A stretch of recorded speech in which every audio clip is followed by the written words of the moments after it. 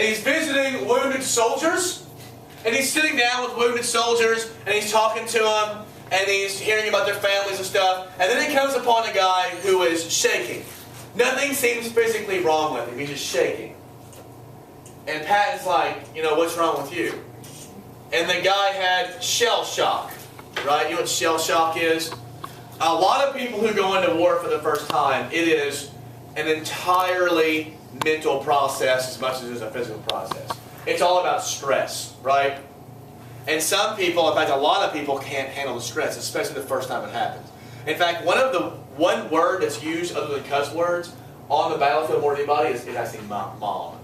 Soldiers call for their moms. It's not talked about a lot, but there was actually a report written about this. It's the reason why Marine training is so brutal isn't because they want to make you physically fit. Most Marines are pretty physically fit. In fact, my friends who are in the Marines say that if you're already in shape, the physical part's not hard. It's the mental part. They want to break you down mentally. Why do they want to break you down mentally? So you don't have a lower place to go to. Do what? So you don't break on the battlefield. Yeah, because if the commanding officer says, I want you to attack those guys with guns over there, that's not a natural thing to do, right? In fact, in the abstract, that's a very stupid thing to do, isn't it? But you have to be broken down where you don't consider that you just go and do it. Which is why Marine training is about breaking you down mentally. My friend Fred Cox, I told you how they broke him down, didn't I? No. He's a big guy. And he was always a big guy. And he was a very good athlete, and so Marines training wasn't that hard for him. But the drill instructors wanted to break him. And on one day, you know, like at the end of every bunk, there's like a little locker box where everybody keeps all their stuff. And the drill instructor came, he knocked them all in the middle of the floor and said, you maggots have 1 minute to get everything perfect. So you see Marines are diving over top of each other, trying to put everything, they got it done. Then he kicked everything else, and he's like, now you maggots got 30 seconds. They're diving over each other, trying to put it up. And then he just kept doing it. He'd knock Cox down and make Cox do it. He'd knock Cox down. He was trying to break Cox, see what he would do. And I want you to think about the movies you've seen about Marine boot camp and how aggressive these guys are. My friend Fred Cox reared back and hit his drill instructor square in the mouth. You know what you're not supposed to do in boot camp? Hit your drill instructor square in the mouth. He said before he knew it, there were just drill instructors, he said they came out of the air and were on top of him. And you know, like when they put you on the ground and they put your arms behind it, he said it felt like they were pushing my face so far on the ground, it felt like I could taste the concrete. And he said my arms were almost up to here, they had him back. And he had to go in front of the commandant of Paris Island. And he said, you have two options. Either I'm sending you to jail, or you have to go through boot camp all over. And my friend had to go through boot camp twice in Paris Island. He ended up getting out of the Marines because they were going to make him be a drill instructor, and it's hard to turn that off. So anyway, he said no. But this guy was shaking, right? And he was shaking, and he couldn't handle the stress of it. And Patton couldn't believe it. He yelled at him, and he said, there are all these men who've been shot by being brave, and you are dishonoring them by being a weakling. And he slapped him across the face. The Army, in retaliation to this, suspended Patton. Didn't let him have any troops. The German spies told their commanding officer this. They have suspended Patton. And the Germans, none of the German leaders believed it.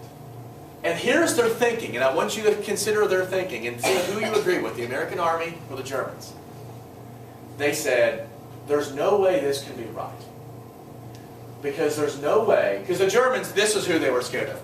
MacArthur, Patton, Eisenhower, they were all scared of Patton. Right? The Germans were scared to go to war against Patton because he always won and he was brutal. His goal was to kill every single German available. And the Germans were scared of him.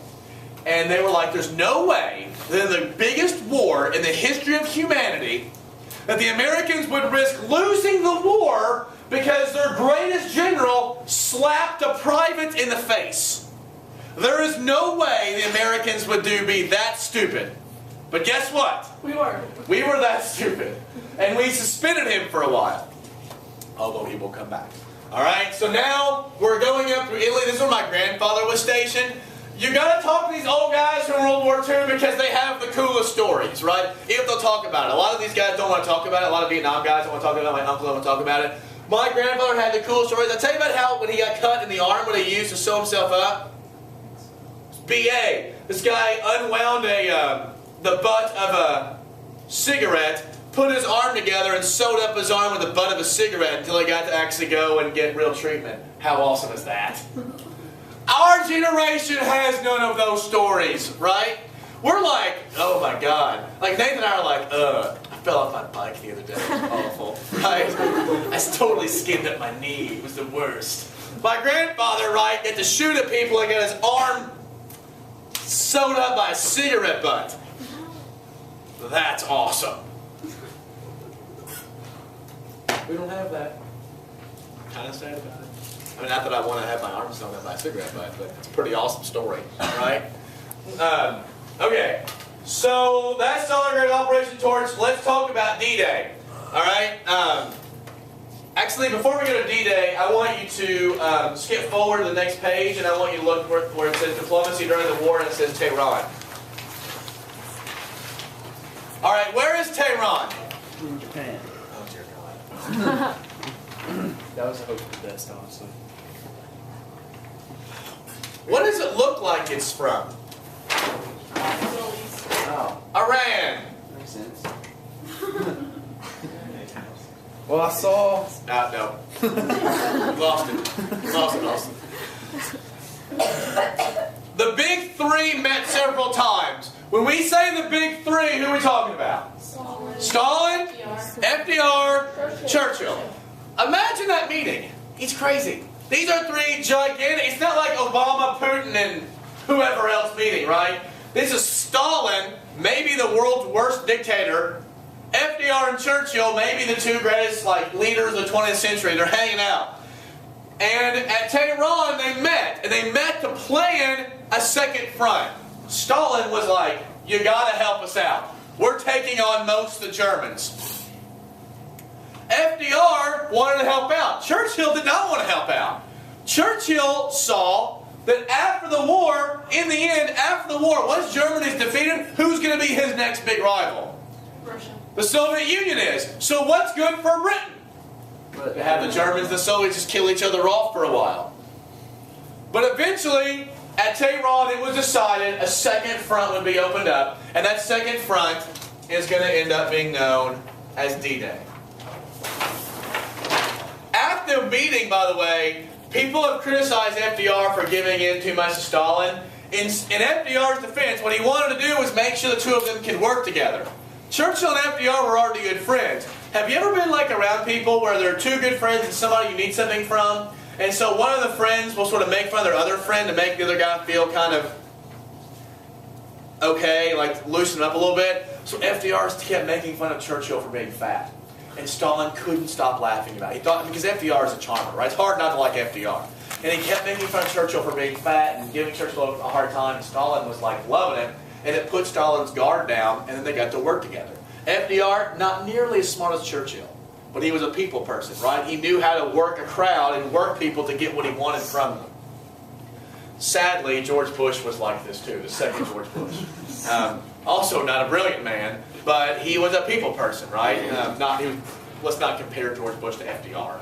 But he was a people guy. Clinton was a people guy. You know who's not a people guy? Obama. I love the guy, not a people person, right? He's not a guy going to come in and grab your shoulder and sit down and have a beer. He might read about the beer that you've had, right? He might write a paper about it.